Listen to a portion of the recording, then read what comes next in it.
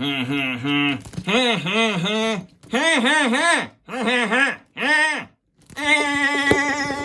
up, folks? I'm Ultrazilla, and today I have a comparison video between the Bandai and the Playmates Mechagodzilla from Godzilla vs. Kong.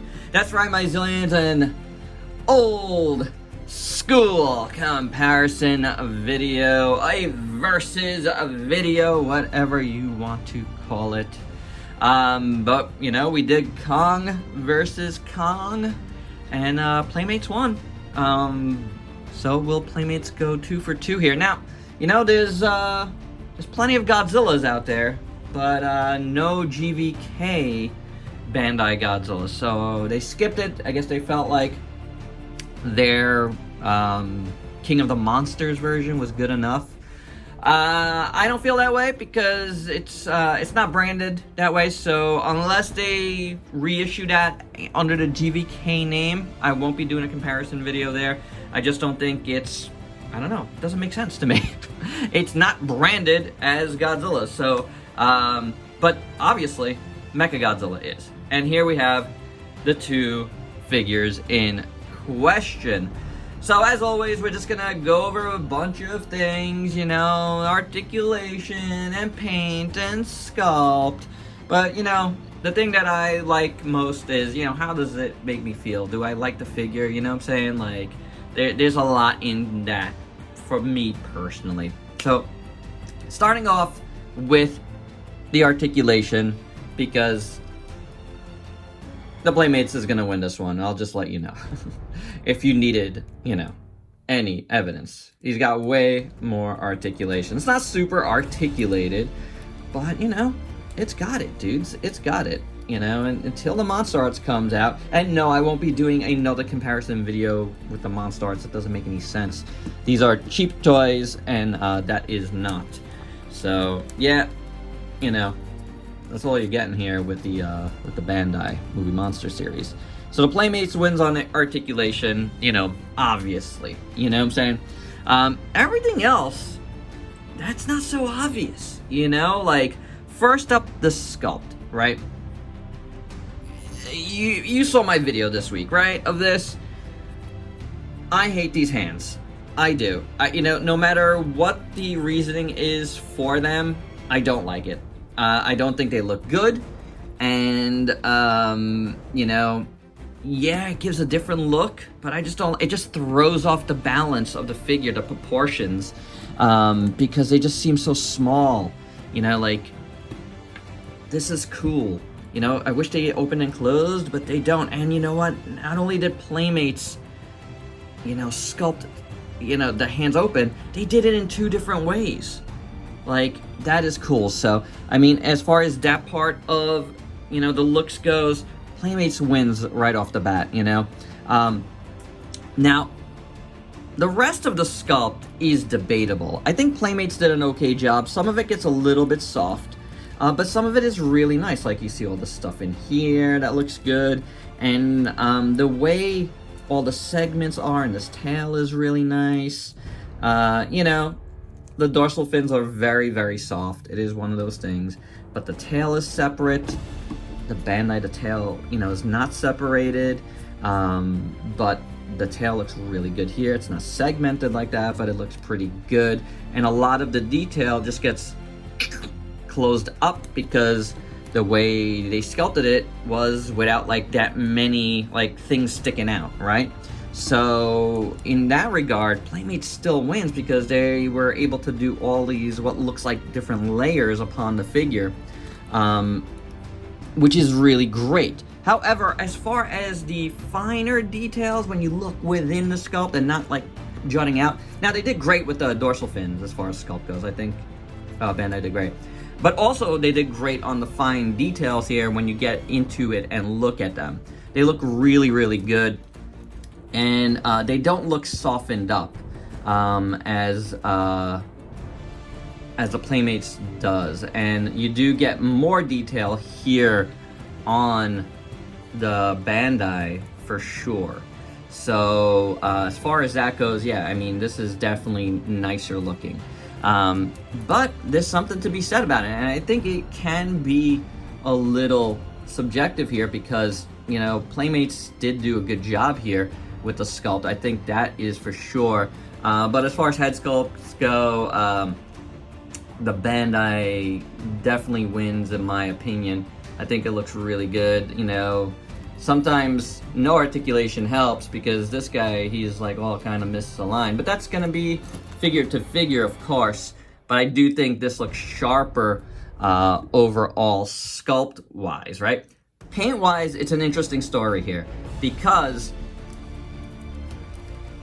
well, if we don't count this as paint, but it is a different color. You know, we can count it as that. I think these dorsal fins are better, but, you know, give it to Playmates for at least giving us something to look at here, color-wise, right? And then red, you got it in the eyes, and you do have it paint in the chest, so I do appreciate that. However, Bandai did very good here with the painting on the dorsal fins, which is a bit more accurate there, and I think they did a really good job overall. The eyes, the red in the eyes looks sharper, but they didn't give us that paint in the chest, which I would have liked. I really would have liked some paint here. Yeah, you know. However, and I think I said however a lot, the big glaring thing is the beautiful silver on this Mechagodzilla. Like, you know, everything else I just said, toss it out the window because that silver wins. You know, this feels, you know, more like a toy in that gray plastic. Not that I hate it, but it is, you know, it could be a nice base for customization. And you can customize this a little bit more too. But this has that beautiful, beautiful silver going for it. So paint department-wise, sculpt-wise, overall, you know, the Bandai does win here. So, you know, price-wise, well, what are you looking at here? You're looking at a $10 figure here, which, that's amazing. Here in the US, you can just pick it up, whatever. This guy, you gotta import. He runs you little under 20 bucks, and then you gotta import it, so, and the least you're gonna be spending there is probably like 15 bucks if you're going with like Surface or so, maybe a little bit less, but like anything faster than that, you're looking at 20 bucks and above, so the price is gonna get higher. If you're buying it for someone like someone that's selling it here in the US, they're buying it same as you guys, so, you know, remember that when you do that, because they're bringing it in probably not at that much of a discount, and they're charging you for it. They're charging you for them buying it, them shipping it, and then, you know, some extra on top of that. Remember that. It is always cheaper to import your toys, yourself, for sure. So, yeah, and then they're gonna charge you shipping on top of that too, so. Yeah, it's one of those things. But this guy is gonna run you a lot less. But you know what? In this case, you're kind of feeling like it's kind of... this does feel a little more premium, you know? Unlike the Kongs, I think Bandai did a really nice job overall with this Mechagodzilla. I really liked it.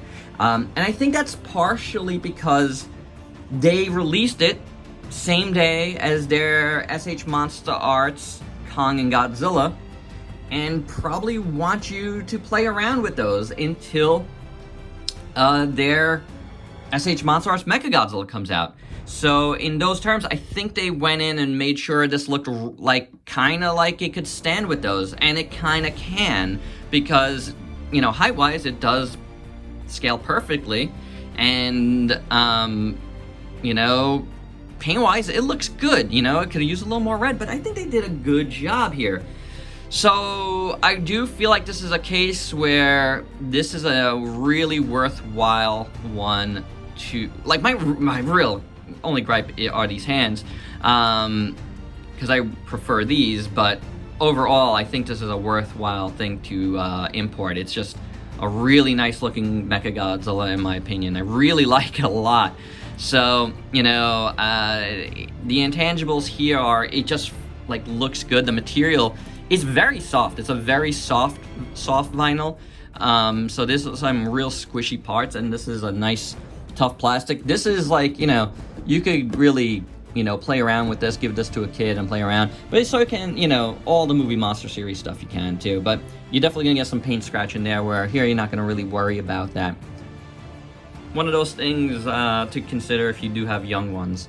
But I really like this guy a lot. I think he's awesome, and in this case, guys, the Bandai wins. Really, the articulation is really nice on this. It wins there. It has better hands, but I think everything else I'm gonna have to give it to the Mechagodzilla.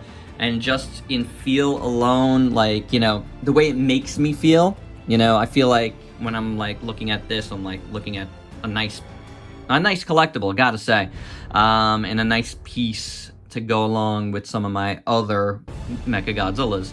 And now this guy, you know, he's been, you know, here in the studio. He will go to Ultrazilla Jr. He's been wanting this one, but I've been waiting to do this to see what my full feelings were. I knew I was gonna give him one of them, but I'm gonna keep this guy. Gonna give this guy to Ultrazilla Jr. I think that's the right thing to do.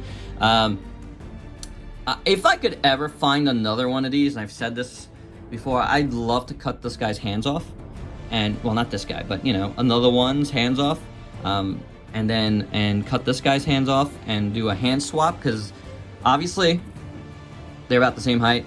They like scale perfectly pretty much to each other, so these hands on here would look great, you know, obviously colored silver.